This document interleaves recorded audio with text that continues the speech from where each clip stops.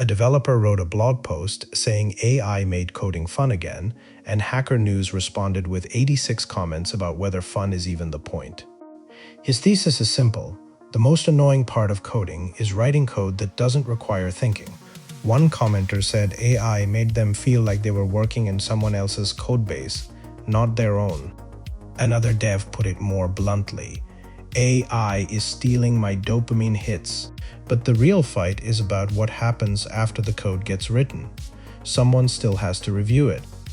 One reviewer complained that AI code disguises code smells into something easily overlooked, so you can never let your guard down. So the author saves time writing code he finds boring, and his coworkers spend that time reviewing code they can't trust. AI made coding more enjoyable, just not for the person reading your pull request.